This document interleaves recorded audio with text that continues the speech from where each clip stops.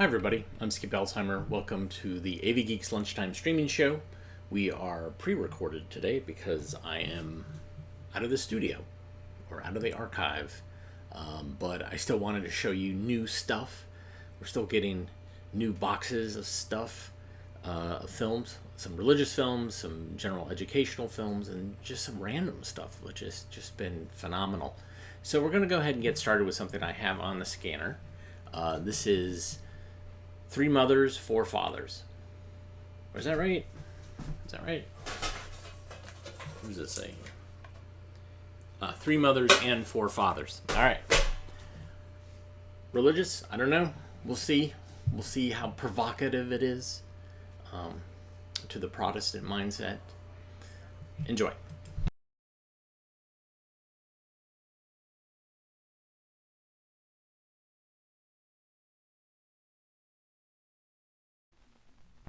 Give the projectionist an opportunity to adjust the sound level and focus the lens before the start of the picture.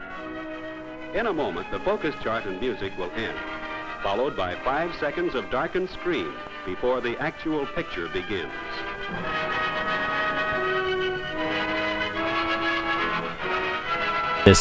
I love this so much.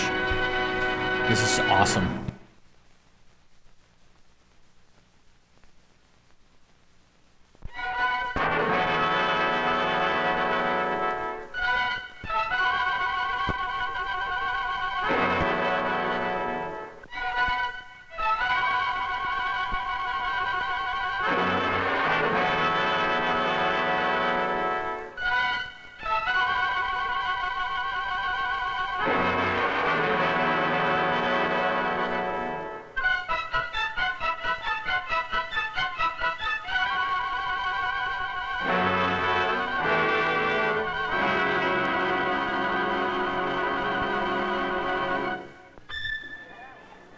Hong Kong. 3.5 million people, and almost every one of them has a dramatic, interesting story that could be told. Take this boy, for example. His name is Li Po. What a lifetime of trouble this little fellow has known in his 9 short years. His parents killed escaping from Red China, Li Po made his way to Hong Kong with his uncle, who later sold him. His second parents treated him so cruelly he was forced to run away. Now, at 9 years of age, Li Po found a third family who were willing to keep him on only one condition. He must learn to steal. This is Li Po, age 9, about to become a thief. In order to understand Li Po and his problems, you must become better acquainted with the background of his story. And that background is Hong Kong today. Hong Kong as the missionaries know it. Those who live close to the common people, who share their burdens, who know the struggle for survival that makes up the core of life for the city's teeming millions.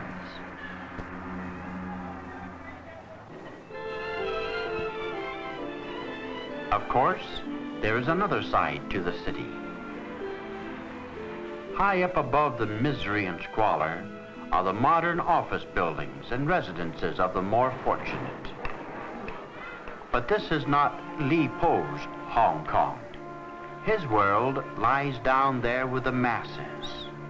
How well the missionaries know the environment.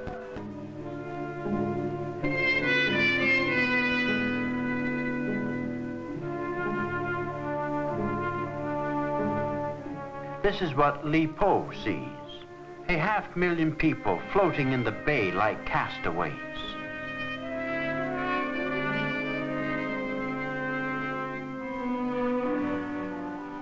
Some of the children of the boat people are his friends and playmates. They, like Li Po, learn to shift for themselves at an early age, all a part of the pattern for survival.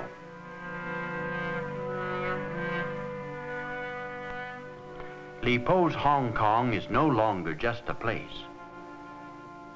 It is people, people by the multiplied thousands.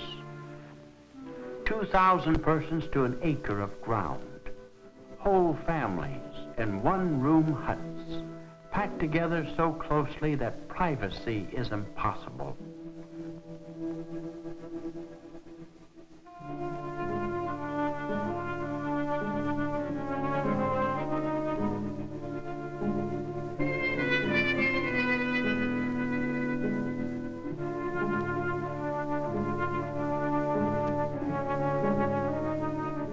The streets of Hong Kong are never silent, and all night long Li Po can hear the noise of the shouting, the laughter, the weeping of the life around him.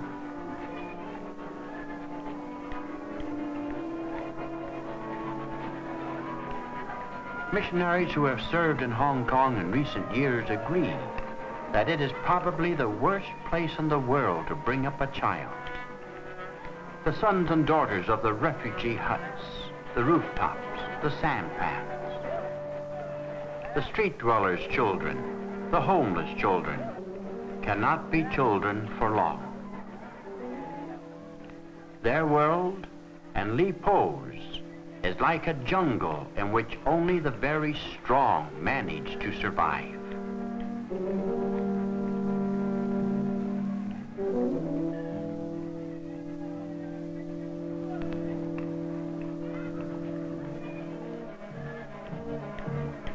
My story really began at mid-morning on a bright summer's day as I hurried through the marketplace on my way to the orphanage.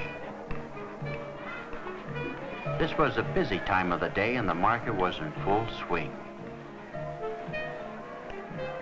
It was as crowded and noisy as ever, with the shopkeepers bargaining and calling out their wares on all sides.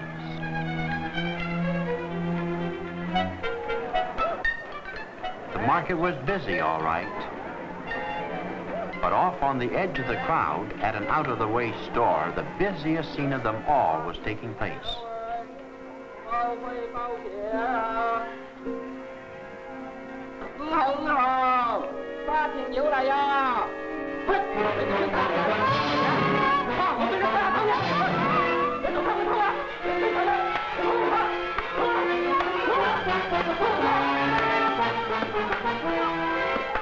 Hey, wait a minute.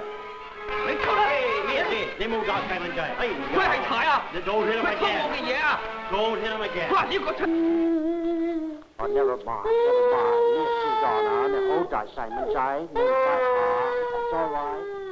By the way the little fellow clung to me, I knew he must be an orphan, and my heart went out to him.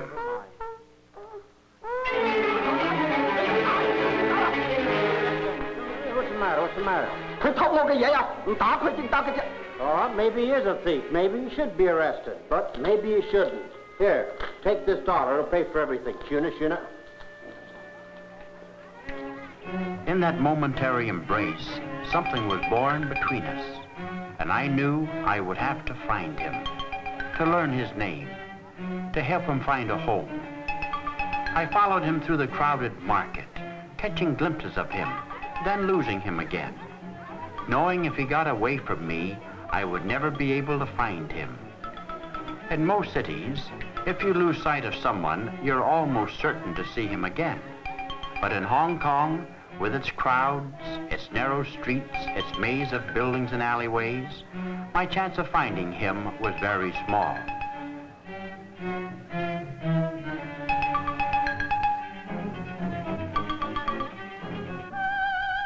Something was tugging at my heart.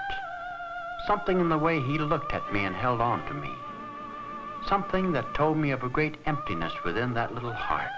An emptiness I prayed God would permit me to fill.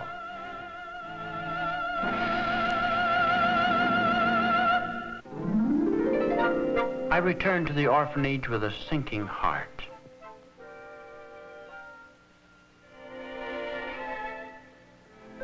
As the children gathered around me talking and laughing, I was still hearing the broken-hearted sobs of that boy I had lost.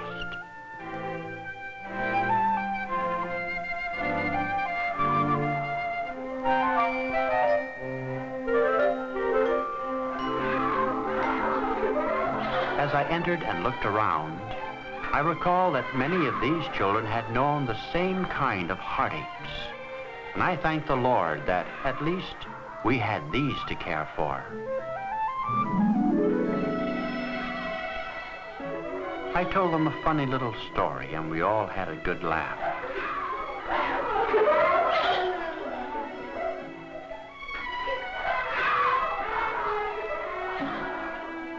But they seemed so few in number, and I thought what a little island of happiness the orphanage was in the middle of such a vast ocean of suffering.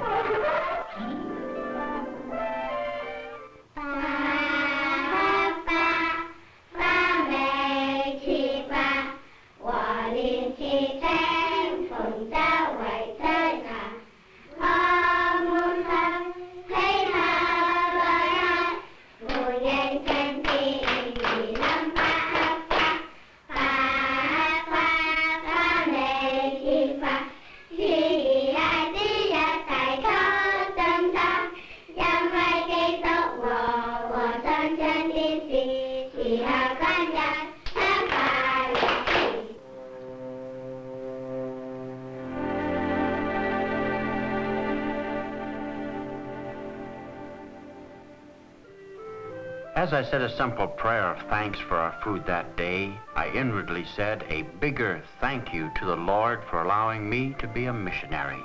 And I meant it. And while the children ate, I looked around the table at their happy little faces.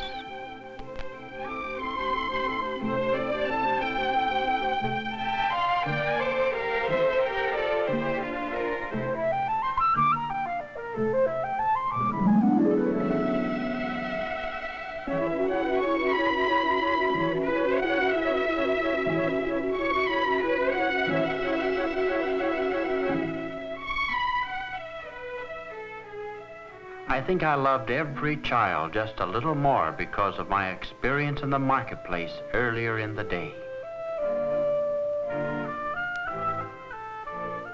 At nap time, the kiddies toddled off to soft beds with clean white sheets, far away from the filth and clamor of the city streets. And I thought as I watched them of the little lost boy and wondered where he would spend the night. It was then I recalled the story Jesus told of the shepherd who had a fold full of sheep, but still couldn't forget the one sheep that was lost.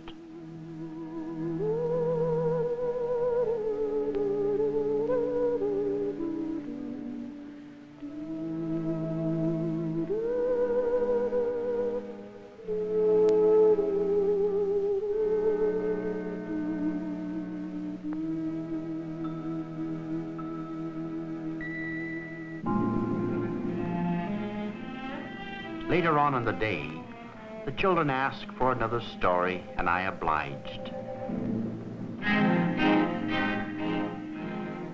But I couldn't escape the memory of two warm little arms that had wrapped themselves around my heart and were pulling me back to the marketplace to seek once more for that one lost sheep. I excused myself from story time to go back. Back where life is no fantasy, where life is a nightmare of reality even for a 9-year-old child.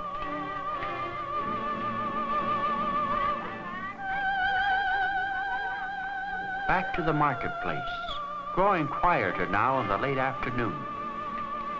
No sign of the boy. I searched the aisles and corners of the market. I searched the faces of the children who ran past and quickly disappeared into the lengthening shadows. The shadows deepened. I knew he was out there somewhere, probably afraid to return empty-handed to those who had sent him out to the marketplace to steal.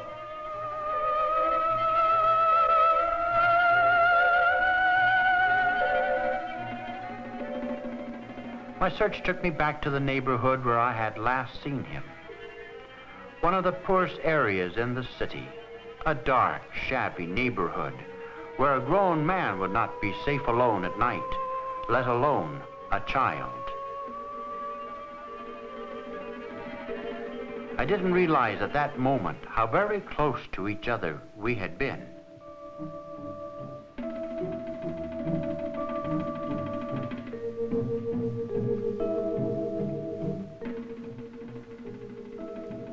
As I later discovered, Li Po went trembling home, back to the people who had tried to make him a thief. He knew what to expect. They had warned him before.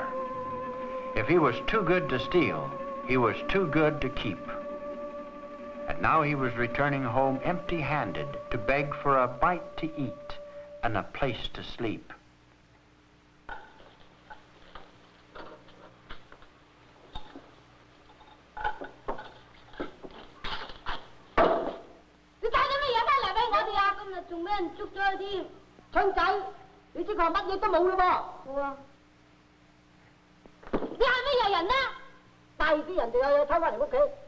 It was just as he had feared.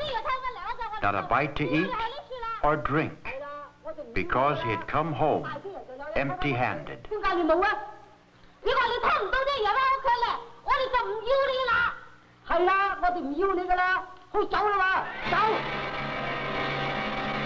And then the final blow.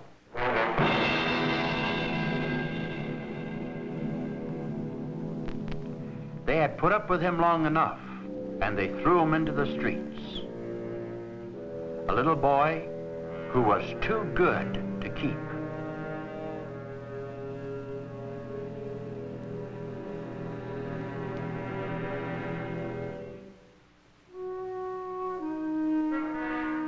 Alone again, wandering in the dark with a broken heart, little Li Po tried to understand.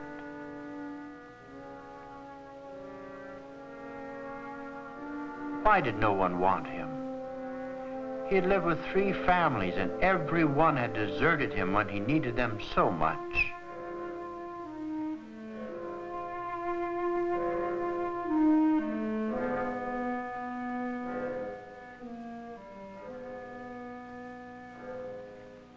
Which way should he go? It didn't really matter. One was as good as another, when nobody cared about him anyway.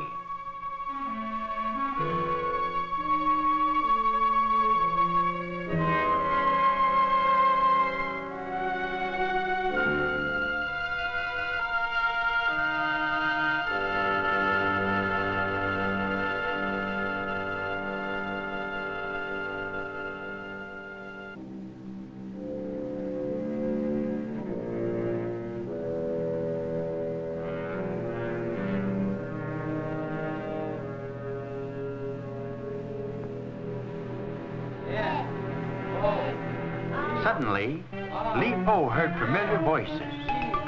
It was his 2 friends from the marketplace. He wouldn't have to spend the night alone after all. He could stay with them. Everything would be all right.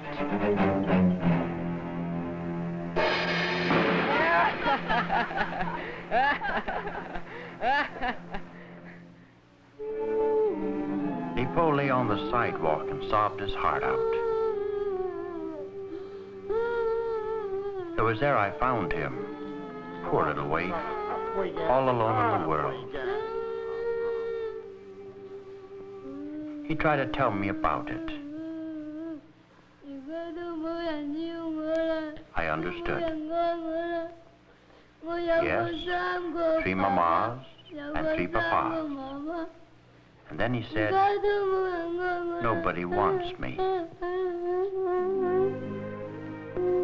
Someone does want you, son. Someone loves you very much. That's your 4th father. You don't know him now, but you will. You will.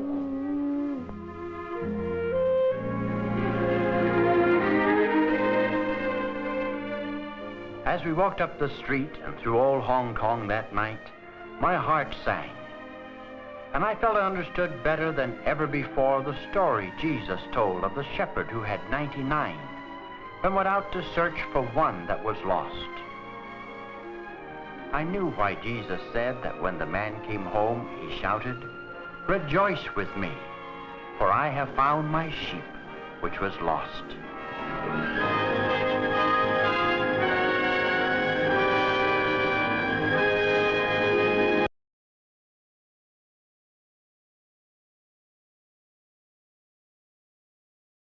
That one was intense.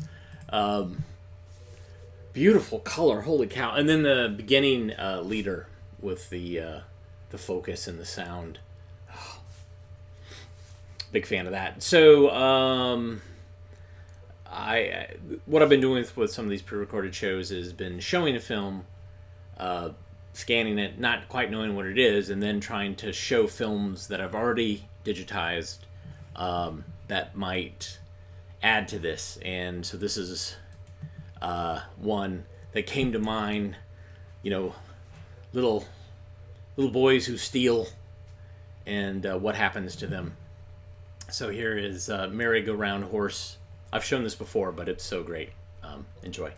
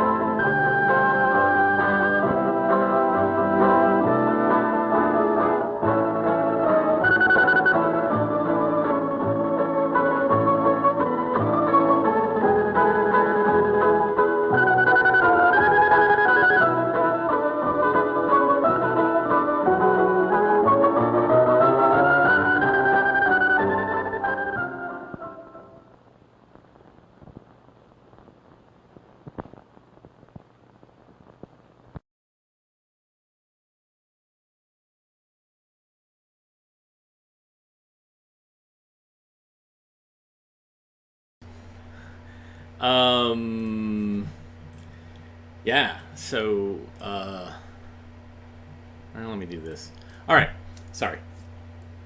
Too many things going on. All right,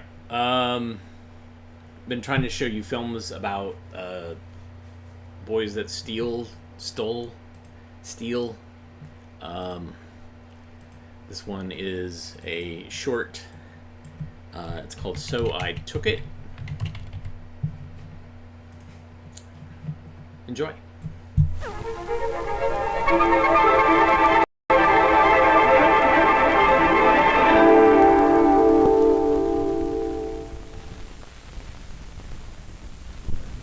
My girlfriend and I would go shopping, and sometimes when we saw something we really wanted, we'd take it. About how many times did this happen before? About 4. Sure it was only 4? Yeah, just about that many times. What was your friend's name? Do I have to tell? I really think that it might be a good idea if you did tell. Glenda. What's Glenda's last name? Jackson. Does she go to school with you? Yeah. I told them all about it and about the other things I took, and I began to feel a little cleaner again for the first time since I met Glenda. Me and my friend was in another store.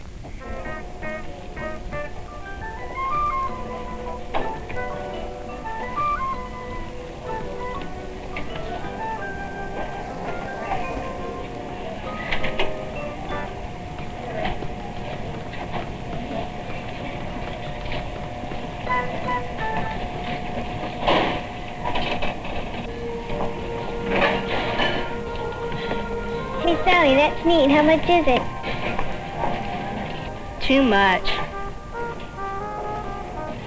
Take it. Take it. Go on, it's easy, it's fun. Made easy for you. I'm scared. Go on, I dare you. Don't be a baby all your life.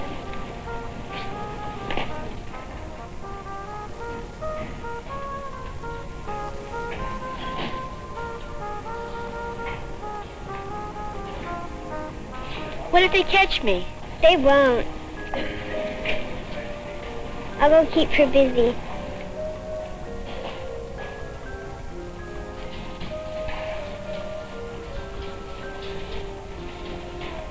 you have any boy dolls in a blue suit in your toy department? It's right there. I didn't want my girlfriend to think I was chicken, so I took it.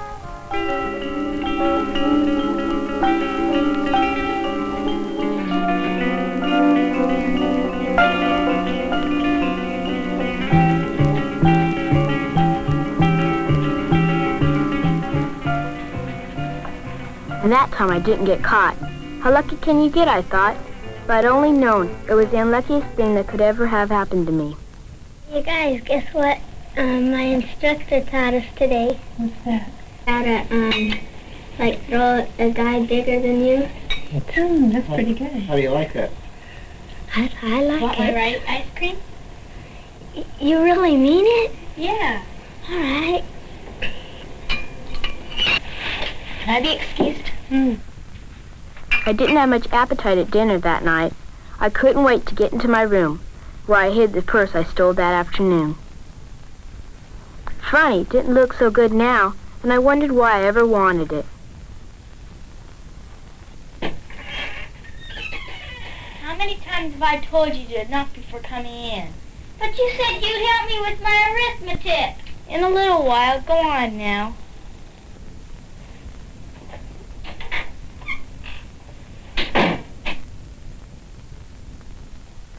What I remember was how funny it made me feel when I did it, and how fast I was breathing, and how my mouth got dry. It was like I passed a test or something.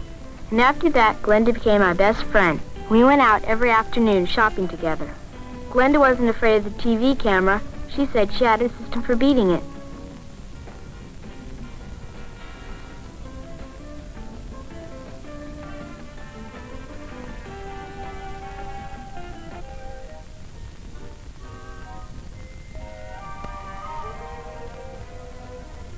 It got so stealing little stuff wasn't so exciting anymore, so we went after bigger things, and for a few times we got away with it.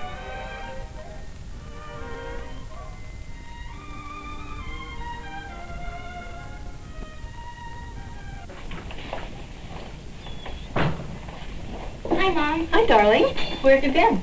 Oh, over at Glenda's doing her homework. Oh, where did you get the blouse? Oh, I borrowed it from Glenda. It looks practically new. Yeah, it is. Lying is just like stealing. The more you do it, the easier it seems to get. This afternoon, Glenda was going after a blouse she really wanted. And I went along as a lookout.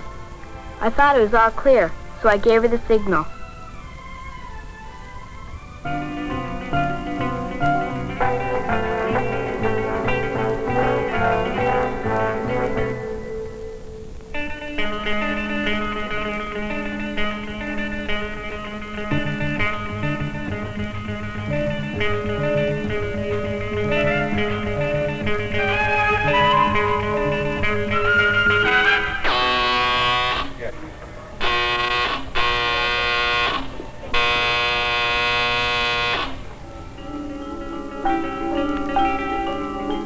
What we didn't know is the blouse had a secret electronic tag on it, and it set off a signal when she walked off without paying for it. You always feel? How many things you got in here?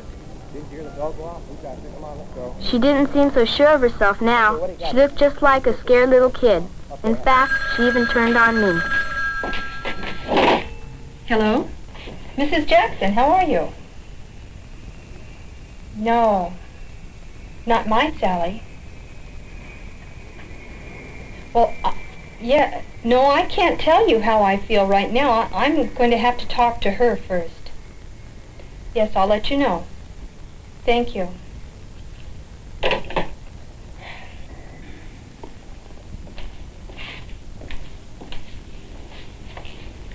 Sally? Yeah. That was Glenda's mother. She said that you put Glenda up to taking that blouse. Would you do something like that? No, Mom, I wouldn't do a thing like that. Honest. You know I wouldn't. Well, I lied my way out of that one, too. Just after that, a policeman came to school and told us about all sorts of stuff they have to catch shoplifters. Like two-way mirrors to watch and make sure you don't steal stuff. And Glenda was all wet. They have hidden cameras all around. Some places even make a video recording of people who take things, so they can't say they didn't do it. Stores have plainclothes detectives walking around. People you never dream are watching you. Some of them look like teenagers themselves. Did you just buy it? Yes, I don't believe you. I did. Where'd you get it from? The toy department. Okay, come on. I gotta go home. Well, we'll call your parents when we get there, okay? So I swore off for quite a while. But then I just got bored, I guess. I wanted the excitement, so I started lifting little things at stores where I thought it was easier to get away with it. But it didn't work anymore. It wasn't any fun alone. Maybe that's what made me do what I did. I sure can't figure out any other reason. Hey, Sally, can I borrow $1? Are you kidding? What for? To buy this ball. I lost my other one on this. Why don't you take it? You mean take it? Yeah, I dare you. Where would I put it? Put in your hat. Okay.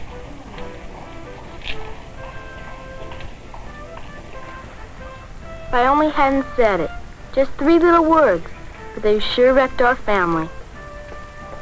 Hey, young man. Young lady, where are you going? Tell me, what are you going to do with this? Huh? You get paid for this? What's the matter? You can't cut your tab?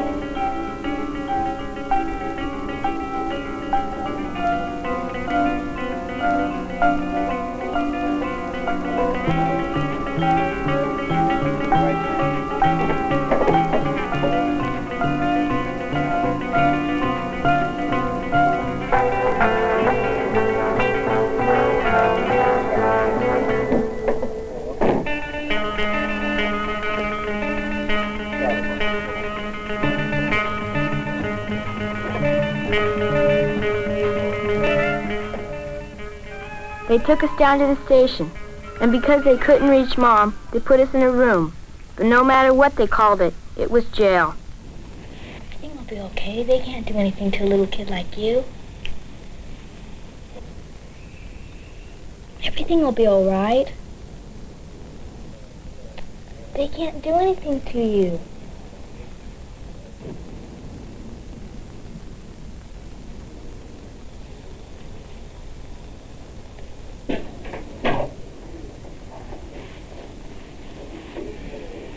Mommy, oh. Mommy, oh.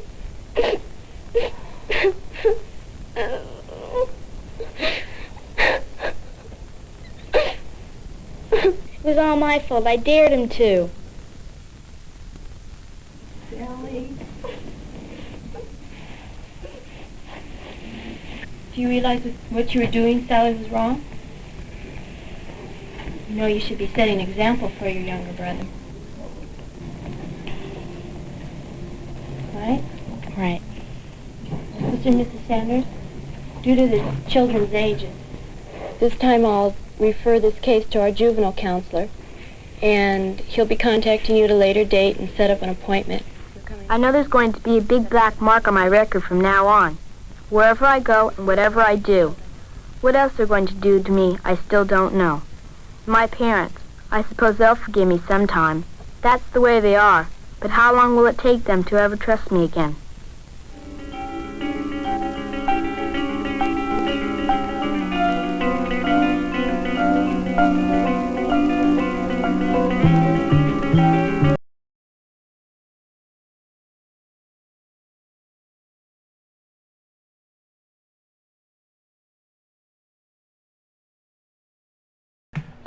Yeah. So I got that wrong.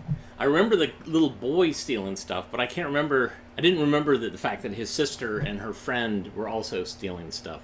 So, sorry about that. Alright, I got one more film. And, oops, I hit the wrong thing. This is, of course, I've shown these before, but this one is so great. Mostly because it features another shoplifting person who's played by Jim Stringer, the guy who did Shake Hands with Danger. I love this because of the electronic soundtrack and how everything's in slow motion. It's really a lot of fun. This is Caught in a Ripoff. Enjoy.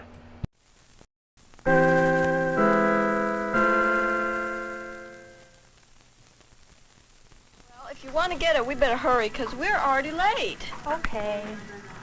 You know something? I think I am going to get some. Okay, well, come on. Okay. You know, is anybody here? Well, just a minute. Someone will come. Oh, I can't see anybody. I'm not going to give you a lot. I mean, if you want a sermon, catch Billy Graham on the tube. But we're so late. I mean, Clipping goes on. So what? Sometimes it's not even planned. It just happens.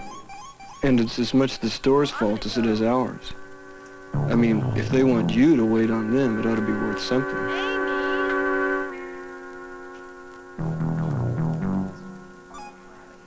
Or like there's some things that have a certain amount of class, and you think you might like to have one.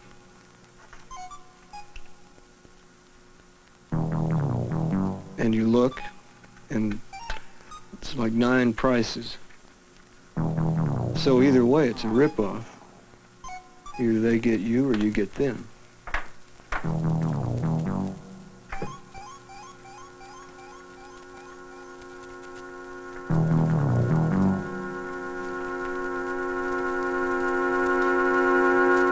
don't think they saw us. I couldn't care less what it'll do to your folks when they find out. No, I don't think so. She's looking the other way.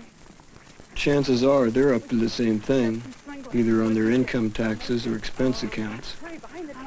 That's what I mean by crap. Oh, wow. I'm not going to give you any of that righteous crap, What a rip-off. Wow. because it's not that big a deal. Try them on. Oh, what a rip-off. Oh, look at those. Let me see them. Try them on. Oh, that's great. You see your powder. Actually, there's only one real advantage to a ripoff, and that's getting stuff for free. A can of spray paint. A measly can of spray paint. That's what I got for free. Well, just about. That's what I'm getting to. And those snooper mirrors are really a laugh. They're mainly there to psych you out.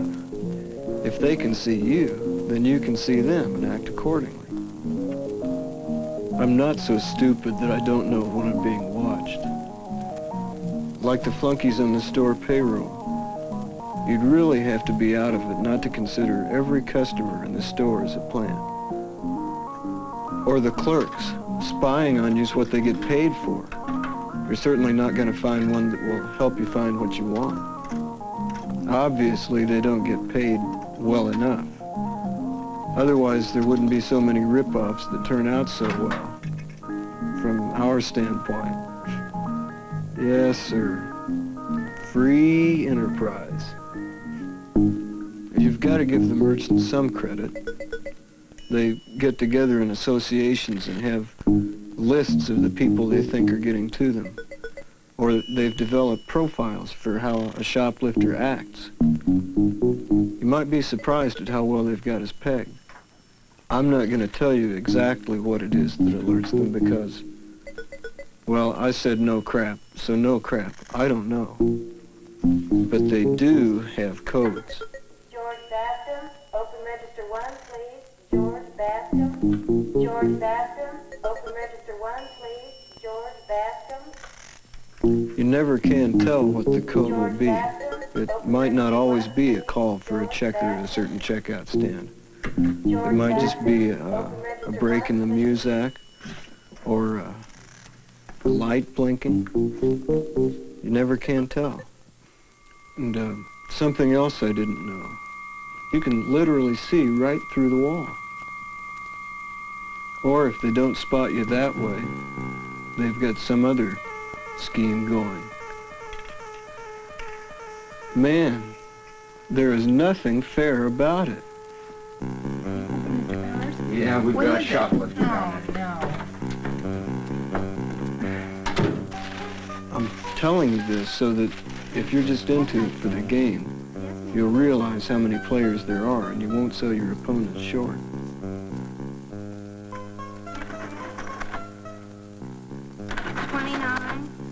Will there be anything else? No, that's all. Now they've got you. I mean, legally.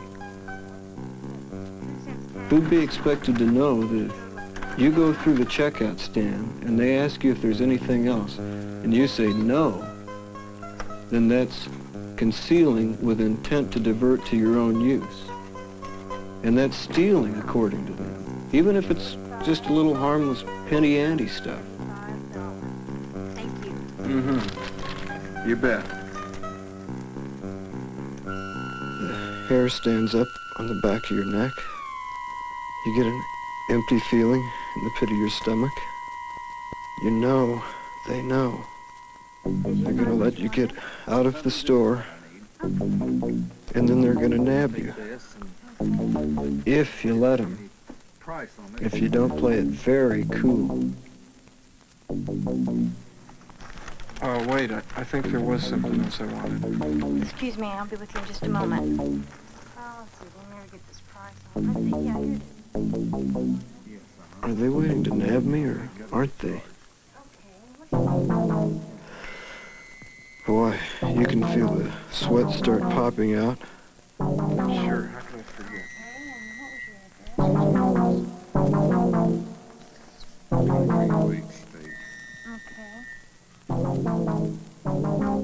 Geez, they are onto something. I've got to get myself together. Easy.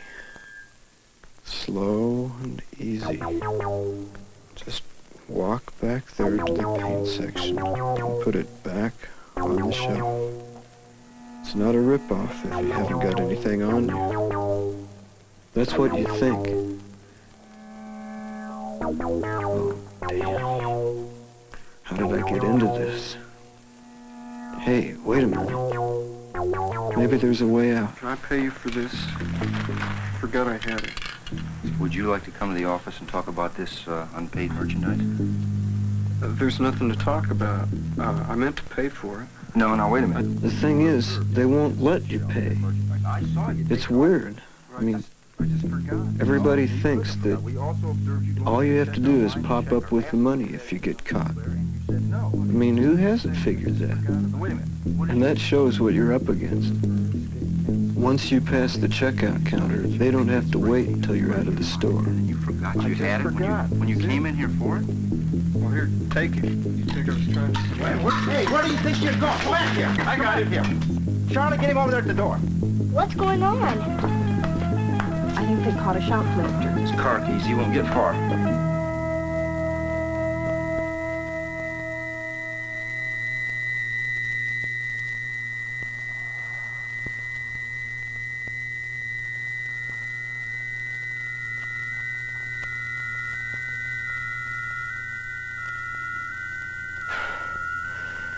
Stupid. Stupid. Stupid. Stupid. You run. And then there's no question. A dead giveaway.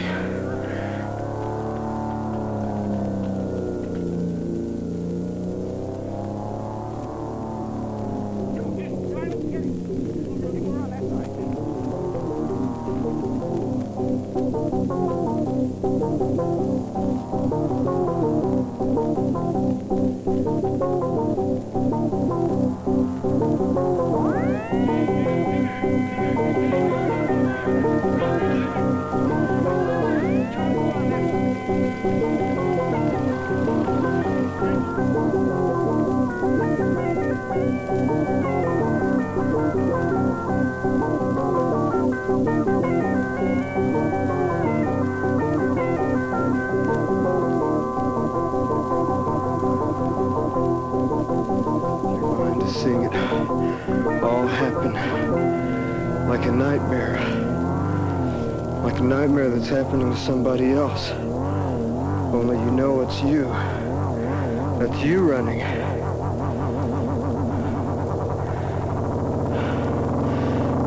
Oh, my keys. What did I do with my damn keys?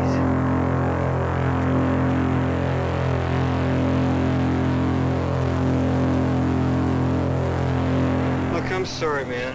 I don't know what got into me. I've just never done anything like that before. I know. Come on, let's... You can be telling the truth, and it's like he didn't hear you. I mean it, though. I'm really sorry. Look, you can't believe how many times I've heard that story. You're not another human being with feelings, or somebody's son or daughter that they're proud of, or somebody with a great future. Whatever it is, you know that you are. You're just the same old story he's heard a million times. You can't faze them. You can't make them understand that this is important to you. This is your future. Look, can't we just forget about this? I mean, I know I made a mistake, and I deserve to squirm a little bit, but do you have to crucify me? Please, why don't you have a seat? I'm sorry. I had no choice. My boss says I have got to put a stop to shoplifting or I'm out of a job. Unless the percentage of shrinkage goes down, and most shrinkage is shoplifting, I'm not going to be working here any longer. No matter how sorry I might feel for the ones who are involved. Give me the police, would you please? I'm sure you know the number.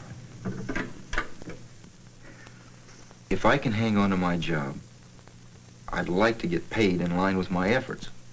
Now, my pay is based on whether this place makes any money or not.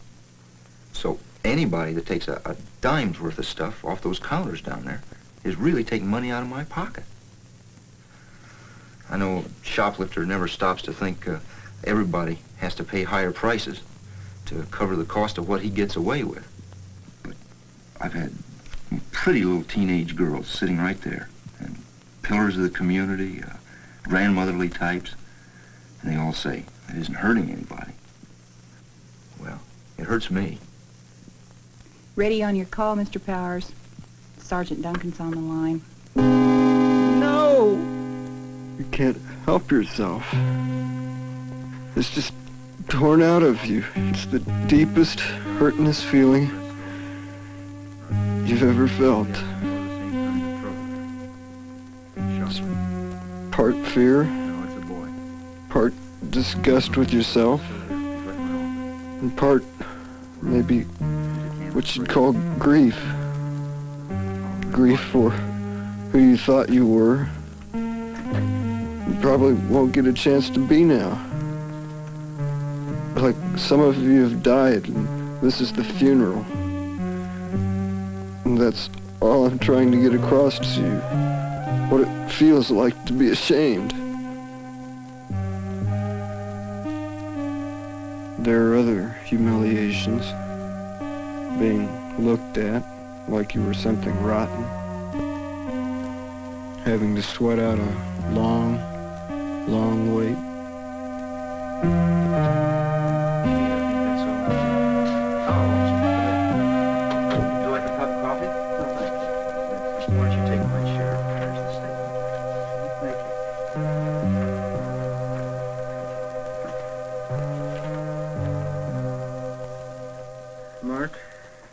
I'm Lieutenant Sutton, Lawrence Police Department. I'd like to ask you some questions, but first I'm required to... It hits you that you're going to have a record to follow you around. Have the right. But I'm not going to harp on all that crap. Do you understand each of these rights? All I'm trying to get across is what it does to you. The way you get hurt when you're caught in a ripoff.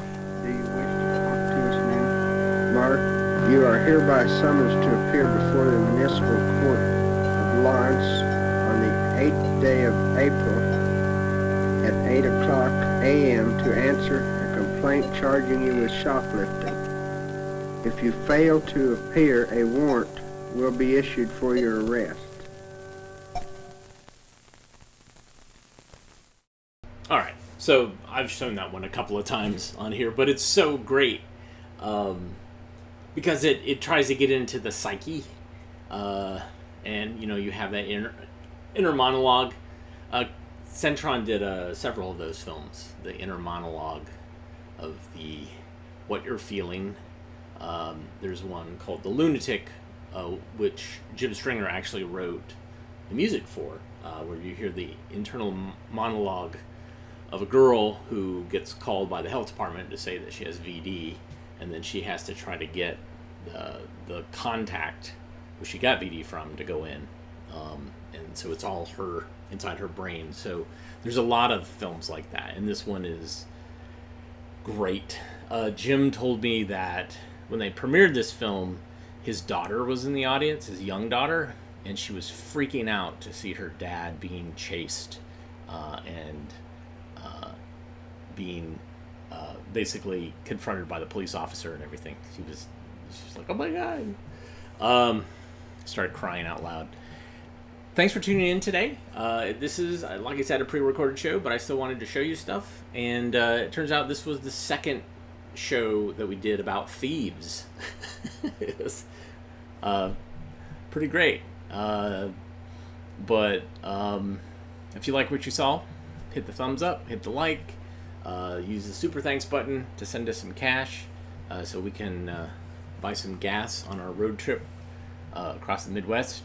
You can go to ko-fi.com/avgeeks or patreon.com/avgeeks. Those are two ways to support us as well. Everybody have a great rest of your day. I don't know what day this is because I don't know what day I'm going to show this to you. But I will see you on the next business day, weekday, and that might be tomorrow or that might be Monday. So I could have planned this better, but I'm just kind of winging it. I've always been winging it, so thanks for that.